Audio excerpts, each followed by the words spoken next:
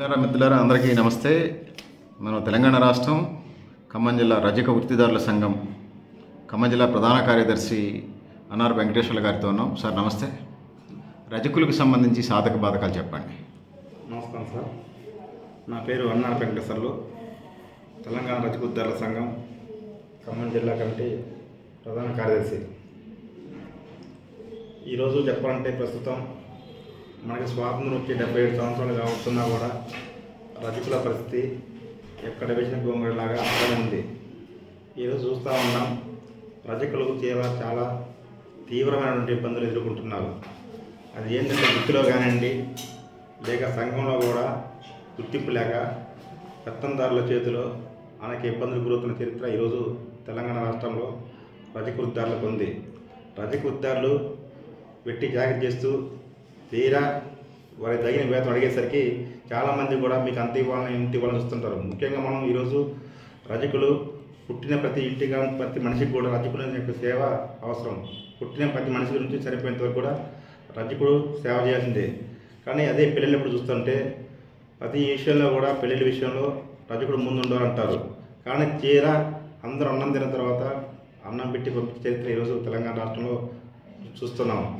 ఏది ఏమైనప్పటికీ దీన్ని మాన్చాలని చెప్పేసి ప్రభుత్వాన్ని కోరుస్తున్నాం. దీన్ని మార్పు రావాలంటే రజకులకు విద్య, ఉద్యోగ అవకాశాలు కల్పించిన బాధ్యత ప్రభుత్వానికి ఉంది. ఎందుకంటే చాలామంది ఈరోజు రజక వృత్తిదారుల పిల్లలు చదువుకొని కూడా ఏ ఉద్యోగం లేక ఇస్త్రీ పని చేసుకుంటూ, ఆటోలు దొరుకుంటూ, సుతారి పనికి పోతూ చాలా దుర్భరమైన జీవితం ఈరోజు రజకులలో ఉంది.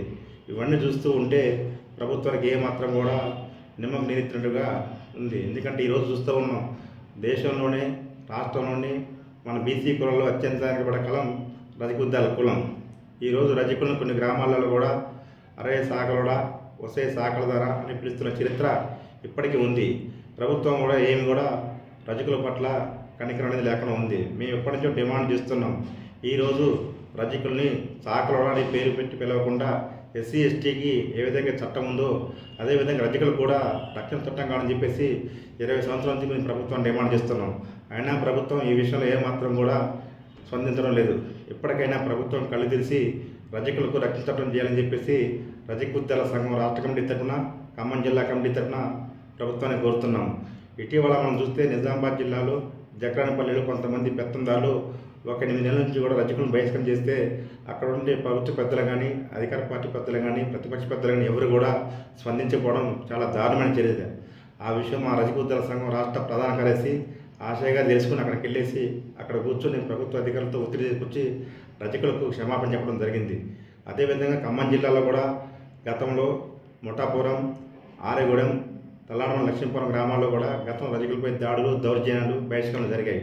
ఆ విషయంలో కూడా రజక వృత్తిదారుల సంఘం ఖమ్మం జిల్లా కమిటీ తరఫున ముందుండి వారితోటి పెత్తందారులతోటి క్షమాపణ చెప్పించి వారి మీద కేసులు పెట్టించి రజక వృత్తిదారులకు న్యాయం చేయడం జరిగింది. ఇన్ని జరుగుతున్నా కూడా పోయిన టీఆర్ఎస్ ప్రభుత్వం కానీ, ఇప్పుడున్న కాంగ్రెస్ ప్రభుత్వం కానీ రజకులు ఏమాత్రం కూడా పట్టించుకోవడం లేదు. కేవలం ఎన్నికలు వచ్చినప్పుడు వారి అవసరాల కోసం రజకులు లోన్లు ఇస్తామని చెప్పేసి, సొసైటీ చేపిస్తామని చెప్పేసి, రిజర్వేషన్ కల్పిస్తామని చెప్పి ఎన్నో హామీలు ఇస్తాం తప్ప ఎక్కడ వేసిన కూడా అక్కడే ఉంది. ఇప్పుడు రానున్న ప్రస్తుత స్థానిక సంస్థల ఎన్నికల్లో కూడా బీసీలలో అత్యంత వెనుకబడ్డ కులం రజక కులం కాబట్టి ఈ బీసీలలో కూడా ఏబీసీడీ రిజర్వేషన్ చేసి మా రజకులకు స్థానిక సంస్థల ఎన్నికల్లో రాజకీయ అవకాశం కల్పించాలని చెప్పేసి ప్రభుత్వాన్ని కోరుతున్నాం. అదేవిధంగా ఇటీవల ప్రభుత్వం పేరు మాత్రం జీవోలు ఇస్తూ ఉంది తప్ప వాటిని అమలు చేయడంలో చాలా నిర్లక్ష్యం ఉంది. అందుకని ప్రభుత్వం వెంటనే స్పందించి ప్రభుత్వ కార్యాలయంలో ఉన్నటువంటి దోబీ పోస్టులను, కాంట్రాక్టులను రజకులకు ఇవ్వాలని చెప్పి జీవో ఇవ్వడం జరిగింది. దాన్ని అమలు చేసే బాధ్యత కూడా ప్రభుత్వ అధికారులకి, ప్రభుత్వానికి ఉంది. కాబట్టి తక్షణమే ప్రభుత్వం కలెక్టర్లకు, ఆయా మండల పరిధిలో ఉన్న వాళ్ళకి, గురుకుల పాఠశాల వాళ్ళందరూ కూడా రజక వృత్తిని రజకులకు ఇవ్వాలని చెప్పేసి ఆర్డర్ ఇవ్వాలని చెప్పేసి ఈ సందర్భంగా ప్రభుత్వాన్ని కోరుతూ ఉన్నాం. అంతేకాకుండా కాంగ్రెస్ ప్రభుత్వం వచ్చి సంవత్సరం కావస్తున్నా కూడా ఇప్పటికి కూడా రజక ఫెడరేషన్కి ఒక చైర్మన్ లేడు. దానివల్ల ఏంటంటే రజకులు చాలా నష్టపోతున్నారు. ఈరోజు ప్రతి రజక సొసైటీకి కనీసం 20 లక్షల రూపాయలు ఇవ్వాలని చెప్పేసి మేము డిమాండ్ చేస్తున్నాం. అయినా కూడా ఏమాత్రం కూడా ప్రభుత్వాలు పట్టించుకోవడం లేదు. అంతేకాక మన బడ్జెట్లో కూడా చాలా తక్కువ బడ్జెట్ రజకులకు కేటాయించడం జరిగింది. కాబట్టి ప్రభుత్వం స్పందించి తక్షణమే రజకులకు ప్రత్యేక బడ్జెట్ కేటాయించి రజకులను ఆదుకోవాలని చెప్పేసి కోరుతూ ఉన్నాం. అదేవిధంగా ఈరోజు చూస్తుంటే రజకులు కూడా మొదటి నుంచి వాళ్ళ బాల్యం నుంచి కూడా వృత్తి తీసుకుంటున్న చరిత్ర ఉంది. 50 సంవత్సరాలు వచ్చేసరికి వారికి మోకాళ్ళ నొప్పులు వచ్చేసి ఒళ్ళు నొప్పులు వచ్చి చాలా ముసలివారైపోతున్నారు. అలాంటి వృత్తిదానికి 50 సంవత్సరాలు ఇంటి వృత్తిదానానికి కూడా పింఛన్ ఇవ్వాలని చెప్పి డిమాండ్ చేస్తున్నాం. పల్లెటూరు నుంచి కూడా వృత్తి చాలా కనుమరుగైపోతున్న రోజుల్లో ఈరోజు చాలామంది కూడా పట్టణాలకు వచ్చి వలసపోతున్న చరిత్ర ఉంది.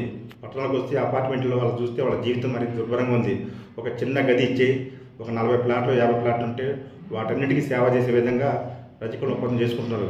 అది ఎంత అంటే అపార్ట్మెంట్ల కూలీ కూడా వేతనం కూడా అపార్ట్మెంట్ రజకులకి 5,000 6,000 ఇచ్చి వాళ్ళతో వెట్టి చాకరీ చేసిన చరిత్ర ఉంది. కాబట్టి ప్రభుత్వం స్పందించి అపార్ట్మెంట్లకు కూడా కనీస వేతనం చట్టం అమలు చేయాలని చెప్పేసి ఆ జిల్లా కలెక్టర్ కూడా గవర్నమెంట్ ఆర్డర్ ఇవ్వాలని చెప్పి చెప్తున్నాం. ఎందుకంటే వాడు ఉదయం 6 నుంచి నైట్ 12 గంటల దాకా వెట్టి చాకరీ చేస్తున్న చరిత్ర ఈరోజు రజకులకు ఉంది. ఎందుకంటే వారు కొంతమంది ఉద్యోగరీత్యా ఊరికి పోయి వచ్చినా కూడా ఆ గేటు తాళం వేసినా కూడా రజకులు పడుకున్నా కూడా వచ్చి లేపి తాళం వేసిన చరిత్ర ఉంది. ఒకవేళ రాని పక్షంలో కొంతమంది పెత్తందారులు అరే సాకలో నువ్వు ఎప్పుడుదా పడుకుంటావు అని చెప్పి కొట్టిన చరిత్ర గొడవ పెట్టిన చరిత్ర ఈ ఖమ్మం జిల్లాలో ఉంది. మేము అలాంటివి కూడా చూస్తూ ఉన్నాం. అంతేకాకుండా కొంతమంది రజక మహిళలు పిల్లలకు పని పోయినప్పుడు కొంతమంది పెత్తందారులు అంటే వేరే ఉద్దేశం కాదు, కొంతమంది అహంకారంతో ఉన్నటువంటి వాళ్ళంతా కూడా ఆడవాళ్ళని గుంజి వాళ్ళని చిరతపోయే రోజులు చాలా ఉన్నాయి. కానీ అటువంటి స్త్రీలు అటు పని చేసుకోలేక ఇటు భర్త చెప్పుకోలేక వాళ్ళ కుటుంబం వెళ్ళక చాలా దుర్భరమైన జీవితం గడుపుతున్నారు. కాబట్టి రజక మహిళలపై కూడా కొన్ని సందర్భాల్లో అత్యాచారాలు జరిగి ఉన్నాయి. కాబట్టి వీటన్నింటిలో దృష్టిలో పెట్టుకుని ప్రభుత్వం వెంటనే రజక మహిళలపై జరుగుతున్న అత్యాచారాలకు వస్తే సాకలడా వస్తే సాకలదనా అనే పదాలని అరికట్టడం కోసం రజకులు రక్షణ చట్టం కావాలని చెప్పేసి ఖమ్మం జిల్లా కమిటీ తరఫున ప్రభుత్వాన్ని కోరుతూ ఉన్నాం. అంతేకాకుండా అపార్ట్మెంట్లో ఈరోజు చూస్తూ ఉన్నాం. అపార్ట్మెంట్లో కనీసం 8 గంటల పని దినాలు కల్పించాలని వారికి కనీస వేతనం 21,000 రూపాయలు ఇవ్వాలని చెప్పేసి మా సంఘం తరఫున డిమాండ్ చేస్తూ ఉన్నాం. 21,000 అండి? 21,000. ఎందుకంటే ఈరోజు చూస్తూ ఉంటే నిత్యావసర వస్తువులు పెరిగిపోయినా కూడా మీ అడగడం కూడా చాలా తక్కువ అడిగాం 21,000. ఎందుకంటే ఈరోజు కుటుంబం గడవాలంటే 20,000 దాకా అవసరం ఉంటుంది. వారి పిల్లల చదువు, వారి బట్టలు, వాళ్ళ దుస్తులు అన్నీ ఏది చూసుకున్నా కూడా నిత్యావసర వస్తువులు కూడా పూర్తిగా విపరీతంగా రేట్లు పెరిగిపోయిన చరిత్ర ఈరోజు మనం చూస్తూ ఉన్నాం. ప్రభుత్వాల మటుకి రేట్లు విచ్చలవాడు పెంచుతాం తప్ప వీరికి ఇచ్చే వేతనం మటుకి చాలా తక్కువగా ఉంది. కాబట్టి ఈరోజు గ్రామీణ ప్రాంతాల్లో కానీ పట్టణ ప్రాంతాల్లో ఉన్న రజకుల పరిస్థితి చాలా దుర్భరంగా ఉంది. వలస వచ్చిన రజకులందరూ కూడా ఒక చిన్న గదిలో తల్లి తండ్రి కొడుకు వాళ్ళు ఉండడం చాలా ఇబ్బందికరంగా ఉంది. కాబట్టి ప్రభుత్వం వెంటనే వలస వచ్చిన రజక ఉద్యోగాలు గుర్తించి వారికి ఏమంటే ఇందిరమ్మ ఇల్లు ఇవ్వాలని చెప్పేసి ప్రత్యేకంగా ప్రభుత్వాన్ని కోరుతా ఉన్నాం. ఎందుకంటే ఈరోజు ప్రభుత్వం కూడా స్థలాలు ఉంటే వారికి ఇల్లు ఇస్తా అని చెప్పి చెప్పడం జరుగుతుంది. కానీ ఎక్కడో పల్లెటూరు నుంచి సిటీకి వచ్చిన వాళ్ళకి స్థలాలు ఉండవు. కాబట్టి ప్రభుత్వమే స్పందించి ప్రభుత్వం గుర్తించి, ఎందుకంటే రజక వృత్తి అనేది మనిషి పుట్టిన దగ్గర నుంచి చనిపోయిన రజకుడు అవసరం. కాబట్టి ప్రభుత్వం దీన్ని ప్రత్యేకంగా గుర్తించి రజకులకు ఇందిరమ్మ ఇల్లు ప్రత్యేక చొరవ చూపాలని చెప్పేసి ప్రభుత్వాన్ని కోరుతున్నాం. మన జిల్లాలో ఖమ్మం జిల్లాలో 3 మంత్రులు ఉన్నారు. ఈ 3 మంత్రులు కూడా రజకుల స్థితిగతులు వాళ్ళకి తెలిసే ఉంటుంది. కాబట్టి ఈ 3 మంత్రులు కూడా మా యందు దయ ఉంచి రజక ఉద్యోగాలకు ఇందిరమ్మ ఇల్లు ఇవ్వాలని చెప్పేసి, అదేవిధంగా ప్రత్యేక రక్షణ చట్టం చేయాలని చెప్పేసి, అదేవిధంగా రజకులకు ప్రత్యేక ఒక్కొక్క సొసైటీకి 20 లక్షల రూపాయలు ఇవ్వాలని చెప్పేసి, అపార్ట్మెంట్లలో రజకులపై జరుగుతున్న దాడులకి మహిళలపై జరుగుతున్న అత్యాచారాలకి రక్షణ కల్పించే విధంగా ఈ 3 మంత్రులు కూడా ప్రభుత్వంలో ఉన్నారు. కాబట్టి ప్రభుత్వం ఒప్పించి వారు తీర్మానం చేసి మా రజకులు న్యాయం చేయాలని చెప్పేసి మన మంత్రులు తుమ్మల నాగేశ్వరరావు గారికి, అదేవిధంగా ఉప ముఖ్యమంత్రి బట్టి విక్రమార్క గారికి, అదే రెవెన్యూ శాఖ మంత్రి పొంగులేటి శ్రీనివాసరెడ్డి గారికి మా రజక ఉద్యోగాల సంఘం తరఫున ప్రత్యేకంగా వాళ్ళకి విజ్ఞప్తి చేస్తూ ఉన్నాం. ఎందుకంటే గతంలో రజకులు ఎవరైనా సరే చేసిన మేలును మర్చిపోయిన చరిత్ర ఈ జిల్లాలో లేదు. ఎందుకంటే చూస్తూ ఉన్నాం, గత ప్రభుత్వం కూడా అనేక వాగ్దానాలు ఇచ్చి రజకులను మోసం చేసింది. కానీ ఈ ప్రభుత్వం కూడా కొద్దిగా మాకేంటంటే మేలు జరిగిన ఆలోచనతోటి మన చాలామంది మా రజక ఉద్యోగులు కూడా ఈ ప్రభుత్వాన్ని సపోర్ట్ చేయడం జరిగింది. కాబట్టి ప్రభుత్వం అన్ని వర్గాలు సపోర్ట్ చేశారు. దాంట్లో రజక ఉద్యోగుల సంఘం కూడా చేశారు. కాబట్టి ప్రభుత్వం గుర్తించి ఈసారి ఈ రజకులు ఆదుకోవాల్సిన బాధ్యత మన కాంగ్రెస్ ప్రభుత్వంపై ఉంది. మన ముఖ్యమంత్రి రేవంత్ రెడ్డి గారు రజకులకు ప్రత్యేక బడ్జెట్ కేటాయించాలని చెప్పి చెప్తూ, అదేవిధంగా పిల్లలకు చదువుకునే పిల్లలకు విద్యా ఉపాధి అవకాశాల్లో ప్రత్యేక స్వరూపించి వారికి ప్రత్యేకంగా నిధులు కేటాయించాలని చెప్పేసి ప్రభుత్వం విజ్ఞప్తి చేస్తూ. కాబట్టి చెప్పండి, ఆత్మగౌరవ భవనాలకు సంబంధించి హైదరాబాద్లో కానీ ఖమ్మంలో కానీ పెండింగ్ ఉన్నాయి. దాని మీద మీ రజక వృత్తిదారుల సంఘం బాధ్యులుగా ఉన్నారు కదా, స్పందించండి. ఇటు జిల్లాలో కానీ అటు రాష్ట్రంలో కానీ రాష్ట్ర వ్యాప్త ఆర్గనైజేషన్ ఇది. Okay sir. అయితే రాష్ట్ర వ్యాప్తంగా అన్ని జిల్లాల్లో కూడా రజకులు కూడా భవనాలు కేటాయించని చెప్పి ప్రభుత్వాన్ని పోయిన ప్రభుత్వం డిమాండ్ చేస్తూ ఉన్నాం. గత ప్రభుత్వంలో ఓన్లీ హామీలు ఇచ్చారు తప్ప దాన్ని ఎక్కడ అమలు చేయలేదు. గతంలో ఏంటంటే ఖమ్మం హైదరాబాద్ సిటీలో కూడా బంజారా భవనం యాదవులకి, అన్ని కులాలకు ఇచ్చినట్టుగా రజకులు కూడా భవనం ఇవ్వాలని చెప్పేసి, అది కూడా మన చిట్యాల ఐలమ్మ చాకల ఐలమ్మ పేరు మీద ఒక పెద్ద భవనం నిర్మిస్తే రాష్ట్రంలో రజకులందరూ కూడా అక్కడికి వెళ్ళేసి ఒక సమావేశం పెట్టుకోవడం కార్యక్రమం చేయడానికి అవకాశం ఉంటుంది. కాబట్టి ఎందుకంటే ఇది చాలా పేదవారు కాబట్టి వారికి అవకాశం అని చెప్పేసి ఇప్పుడున్నటువంటి మన ముఖ్యమంత్రి యనమల రేవంత్ రెడ్డి గారికి మరియు బీసీ సంక్షేమ శాఖ మంత్రి గారికి మరియు రాష్ట్ర మంత్రులందరూ కూడా విజ్ఞప్తి చేస్తున్నాం. రజకులకు ప్రత్యేకంగా హైదరాబాద్లో ఒక చిట్యాల ఐలమ్మ గారి పేరు మీద ఒక భవనం ఏర్పాటు చేయాలని చెప్పేసి కోరడం జరుగుతుంది. అదేవిధంగా ఖమ్మం జిల్లాలో కూడా గతంలో కూడా సిక్విల్లో కూడా తుమ్మల నరసరావు గారి గతంలో ఒక హామీ ఇవ్వడం జరిగింది. అది ఇంతవరకు ఏమాత్రం కూడా పనులు పూర్తి కాలేదు. మళ్ళీ ఇప్పుడు తుమ్మల నరసరావు గారు మంత్రిగా ఉన్న సమయంలో దాన్ని ఒకసారి ఆలోచించి రజకులుగా సిక్కిల్లో కానివ్వండి లేదా ఖమ్మం చుట్టుపక్కల ఇక్కడ ప్రాంతాల్లో కూడా రజకులకు చిట్యాల ఐలమ్మ పేరుతో కానీ సత్యనపల్లి రామకృష్ణ పేరుతో కానీ ఒక భవనం నిర్మిస్తే రజకులందరూ కూడా ఈ ప్రభుత్వానికి రుణపడి ఉంటారు. ఎందుకంటే ఈరోజు ఏ చిన్న చిన్న ఫంక్షన్ తీసుకున్నా ఏ చేసుకోవాలన్నా కూడా రజకులకు స్తోమత లేదు. ఎందుకంటే ఏ ఫంక్షన్ తీసుకుని ఈరోజు 2-3 లక్షల రూపాయలు నడుస్తూ ఉంది. ఈ రజకులు అత్యంత పేదవారు కాబట్టి చిన్న ఫంక్షన్ తీసుకుందామన్న వాళ్ళు ఫంక్షన్ చేయడం చాలా ఇబ్బందిగా ఉంది. అప్పుడు మీటింగ్ పెట్టుకోవడం కూడా చాలా ఇబ్బందిగా ఉంది. కాబట్టి దీన్ని గుర్తించి ప్రభుత్వం వెంటనే ఈ మంత్రులు అధికారులు చొరవ తీసుకొని హైదరాబాద్ సెంట్రల్లో ఒక భవనం, ఖమ్మం జిల్లాలో ఒక భవనం, అది ఖమ్మం చుట్టుపక్కల ఖమ్మం టౌన్లో, అదేవిధంగా మిగతా జిల్లాలో కూడా ఈ రజకులకు భవనాన్ని కనిపిస్తే బాగుండని చెప్పేసి ప్రభుత్వాన్ని కోరుతా ఉన్నాం. ఎందుకంటే రాష్ట్రంలో రజకులు చాలామంది రజక వృత్తిపై ఆధారపడి ఉంటున్నారు. ఎందుకంటే రజకుల స్థితిగతులను చెప్పాల్సిన అవసరం ఈ మంత్రి గారికి కానీ అధికారులకు కానీ ప్రభుత్వానికి లేదు. ఎందుకంటే వారు నిత్యం చూస్తూ ఉంటారు. కాబట్టి ఇప్పుడు రోడ్ల మీద పోతున్నా కూడా ఇస్త్రీ బళ్ళు పెట్టుకొని బట్టల మూటలు ఎత్తుకొని పోతున్న చరిత్ర ఈరోజు రజకులు ఉంది. కాబట్టి అదే గ్రామీణ ప్రాంతాలలో కూడా పెళ్ళిళ్ళ కాడ కానీ కర్మల కాడ కానీ మెచ్చిన ఫంక్షన్లో కానీ రజకులకు సేవలు అవసరం. కాబట్టి ఈ చరిత్ర అంతా కూడా రజకులకు, ఎందుకంటే నిత్యం మంత్రులు కానీ అధికారులు కానీ జనంలో తిరుగుతుంటారు. కాబట్టి జన యొక్క సమస్యలు వారు తెలుసు, ప్రత్యేకంగా రజక సమస్య ఏంటో వారు తెలుసు. కాబట్టి రజకులు కొంచెం దృష్టి పెట్టి హైదరాబాద్లో ఒక భవనాన్ని, ఖమ్మంలో ఒక భవనం నిర్మించాలని చెప్పేసి కోరుతూ ఉన్నాం. అదేవిధంగా ప్రభుత్వం కూడా ముందుగా ఒక ధన్యవాదాలు తెలియజేస్తున్నాం. ఎందుకంటే ఇటీవల మహిళా యూనివర్సిటీ కూడా చిట్యాల ఐలమ్మ పేరుతోటి అక్కడ పేరు నామకరణం పోటీలో చేయడం జరిగింది. దానికి ప్రభుత్వానికి, ప్రభుత్వ అధికారులకు, ప్రత్యేక మంత్రులకు, అదేవిధంగా యనమల రేవంత్ రెడ్డి గారికి రజకోద్యోగుల సంఘం తరఫున కృతజ్ఞతలు తెలియజేస్తున్నాం.